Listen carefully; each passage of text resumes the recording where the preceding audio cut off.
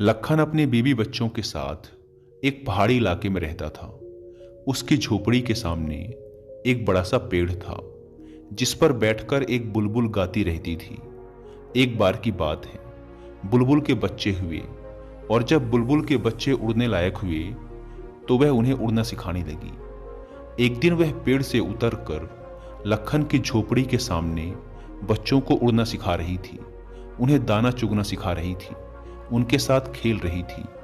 लखन भी अपने 3 साल के बच्चे को अपनी गोद में लिए ये सब देख रहा था। अचानक से वह बच्चा बार बार जिद करने लगा कि मुझे बुलबुल का बच्चा लाकर दो। लखन अपने बच्चे के मोह में पागल हो चुका था। वह अपने बच्चे के लिए सब कुछ करता था। बच्चा जो भी मांगता वह उसे लाकर देता था। लखन ने धीरे से अपने पैर में पहनी हुई चप्पल हाथ में ली और उसे जोर से एक बुलबुल के बच्चे पर फेंक दिया। बुलबुल का बच्चा वहीं जमीन पर गिर पड़ा।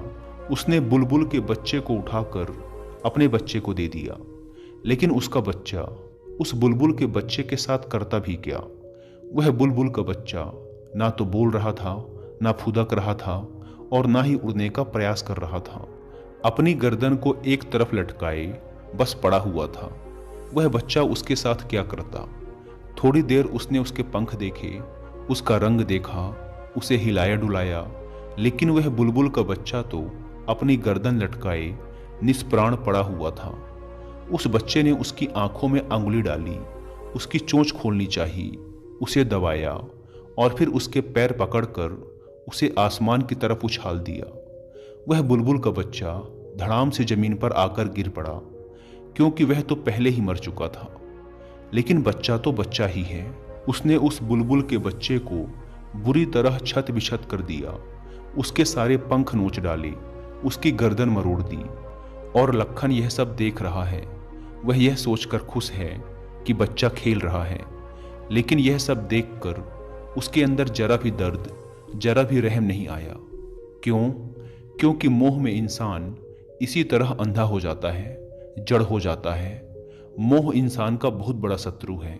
यह उसे अंधा बना देता है, उसके अंदर निर्दयता और जड़ता लाता है और मनुष्य अपने इस अंधेपन का शिकार होकर इतने अधर्म इकट्ठा कर लेता है कि जब उसका हिसाब देना पड़ता है तो कहता है कि मैंने तो कुछ किया ही नहीं। यही अंधापन है और यही जड़ता है मोह की। जिस प्रकार महाभारत में धृतराष्ट्र अपने बड़े पुत्र दुर्योधन के मोह में इतना अंधा हो गया था कि उसे दुर्योधन के सभी बुरे कृत्य उसकी नादानी और बचपना प्रतीत होते थे।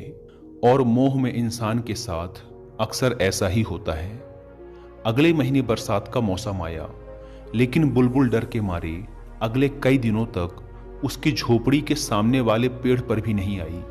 लेकिन 1 महीने बाद जब उसके बच्चे बड़े हो गए, उड़कर दूर चले गए और वह अकेली रह गई, तो फिर वह आने लगी और फिर से गाने लगी। लखन और उसका बच्चा उसके गाने को बड़े ध्यान से सुनते और उसके बच्चे को देखने का प्रयास करते, मगर बुलबुल के बच्चे तो दूर जा चुके थे। वह अकेली थी। एक दिन अचानक बरसात शुरू हो गई और पूरी रात बरसात हुई। घर में कोई राशन नहीं था, इसलिए अगली सुबह बरसात रुकते ही लखन राशन और खाने पीने का सामान लेने बाजार चला गया। घर में सिर्फ पत्नी और बच्चा थे। अभी लखन बाजार में सामान ले ही रहा था कि फिर से बारिश बढ़ने लगी। चारों तरफ काले घने बादलों ने पूरे आसमान को ढक लिया और तेज हवाओं के साथ अचानक बादल फट गया और इतना पानी गिरा कि लखन की झोपड़ी का नामो निशान तक मिट गया। ऐसी मूसलाधार बारिश हुई कि उसकी झोपड़ी, उसकी पत्नी और उसका बच्चा सब बह गए और पता भी नहीं लगा कि बहकर कहाँ चले गए। लखन बाजार में ही फंसा रहा। 2 दिनों बाद जब बारिश रुकी और वह वापस आया तो उसने देखा कि वहां तो कुछ भी नहीं है। वहां तो बस चारों तरफ पत्थर ही पत्थर बिखरे पड़े हैं जो पहाड़ से बहकर नीचे आ गए थे। उसे बड़ा सदमा लगा। वह पागल सा हो गया, दिन रात भटकता रहा, खाना पीना सब भूल गया और पागलों की तरह भटकता भटकता वह एक दिन किसी सुनसान जगह पर एक पेड़ के नीचे गिर पड़ा और अब उसके अंदर उठने की भी ताकत नहीं बची थी। वह बेहोश हो गया और कई दिनों तक बेहोशी की हालत में वहीं पड़ा रहा। फिर एक दिन उसकी बेहोशी टूटी और आंख खुली तो उसने देखा कि सूरज सर के ऊपर था। पेड़ से उसी बुलबुल की आवाज आ रही थी और चारों तरफ आम बिखरे पड़े थे। वह आम का पेड़ था और वह बुलबुल उसके खाने के लिए चोंच मार मार कर पेड़ से आम गिरा रही थी। वह उठा, उसने एक आम खाया, दूसरा आम खाया और इस तरह से उसने कई आम खा लिए। यह देखकर बुलबुल खुशी से गाना गाने लगी। शायद सोचती होगी कि अब यह ठीक हो जाएगा, इसके अंदर ताकत आ जाएगी।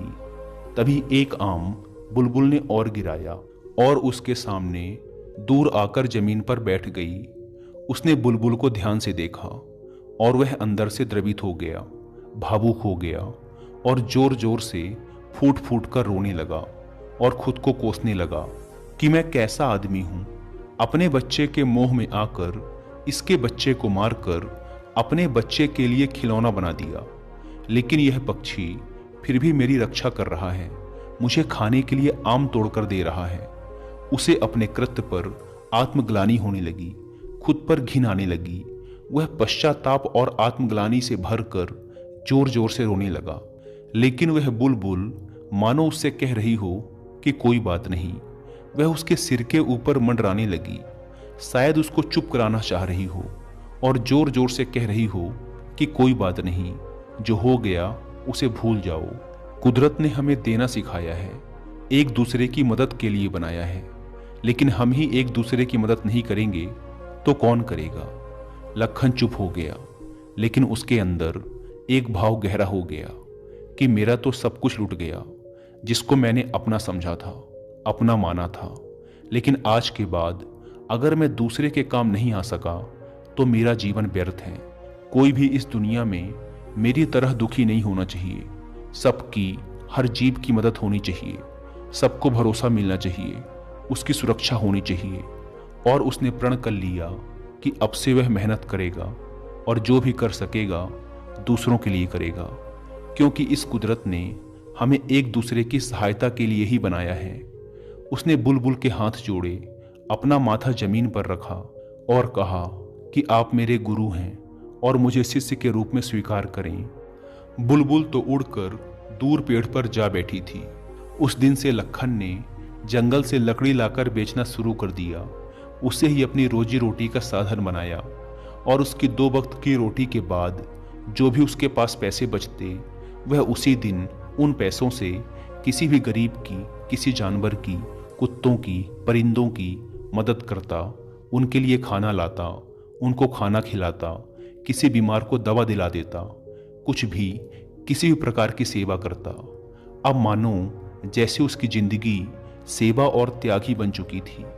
दूर दूर के गांवों और शहरों के लोग अब उसके बारे में जानने लगे थे। सभी को यह पता चलने लगा था कि कोई ऐसा एक व्यक्ति इस इलाके में है जो किसी भी प्रकार की सेवा और मदद के लिए हर पल तैयार रहता है।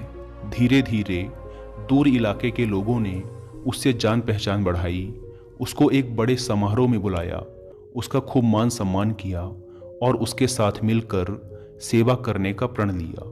कहते हैं कि आज वह इलाका बुलबुल सेवा के नाम से पूरे संसार में प्रसिद्ध है। दोस्तों, शायद यह एक काल्पनिक कहानी है, लेकिन यह एक आदर्श और एक सीख प्रस्तुत करती है कि इस दुनिया में हमें एक दूसरे की मदद के लिए ही बनाया गया है, एक दूसरे को प्रताड़ित करने या दुख देने के लिए नहीं। हमें जरूर इस कहानी से सीख लेनी चाहिए और जहाँ तक संभव हो सके दूसरों की मदद करनी चाहिए।